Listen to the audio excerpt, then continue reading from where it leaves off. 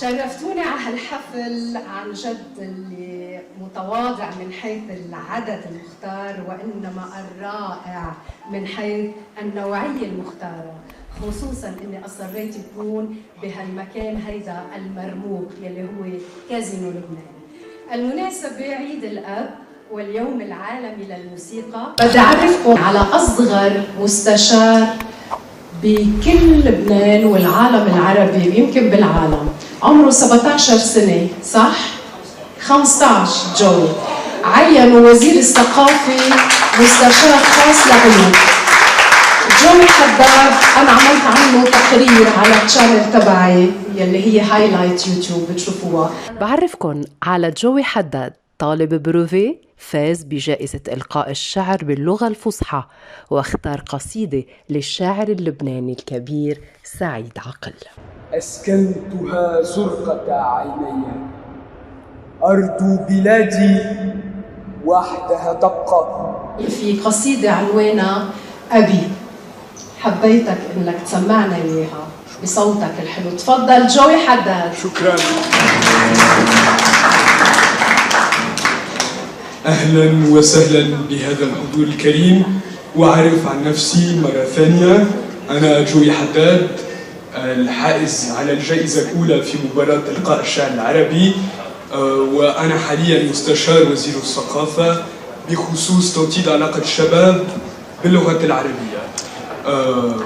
وأردت توضيح شيء، أن اللغة العربية هي لغة جميلة جدا، ورغم أنني أتقن اللغة الفرنسية، je parle très normalement le français، لكنني اعتبرت أن اللغات الأخرى لا يجب أن تقل شأنا عن اللغة العربية بما أنها لغة الوطن وهي جزء من الهوية الوطنية. في هذه المناسبة الجميلة التي تجمعنا هنا، أريد أن ألقي عليكم قصيدة لنزار قباني بعنوان أبي. أمات أبوك ضلال، أنا لا يموت أبي، ففي البيت منه روائح رب وذكر نبي. هنا ركنه، تلك أشياؤه، تفتق عن 1000 غصن صبي. جليدته، تبغه، متكاه، كأن أبي بعد لم يذهب. وصحن الرماد وفنجانه على حاله بعد لم يشرب. ونظرتاه، أيسل الزجاج عيونا أشف من المغرب. بقاياه في الحجرات الفساح، بقايا النور على الملعب. أجول الزوايا عليه، أمر على مرشدي، أشد يديه، أميل عليه، أصلي على صدره المتعب. أبي لم يزل بيننا، والحديث حديث الكؤوس على المشرب. يسامرنا، فالدوالي حبالا توالدوا من ثغره الطيب.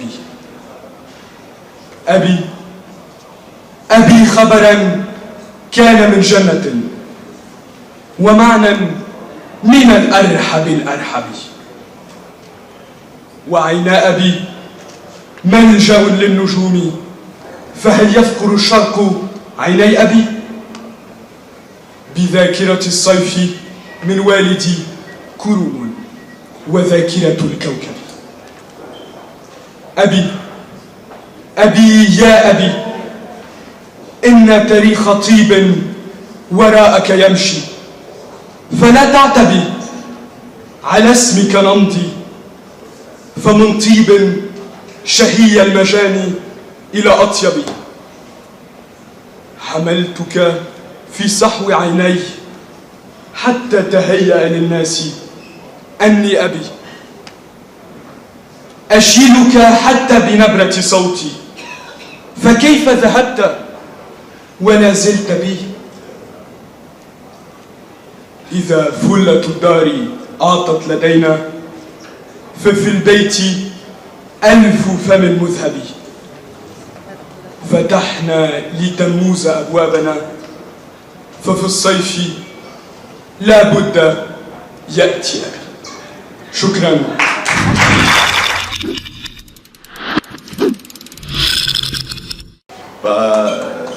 هالكلمة هي بدي أقولها.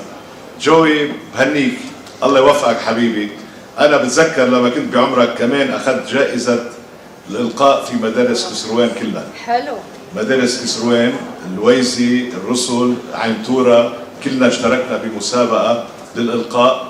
وقتها أنا أخذت الجائزة بقصيدة الأخطل الصغير: حسناء أي فتى رأت تصدي، قتل الهوى فيها بلا عدد، بصرت به رث الثياب بلا مأوى بلا أهل بلا بلد، فتخيرته وكان شافعه لطف الغزال وقوة الأسد.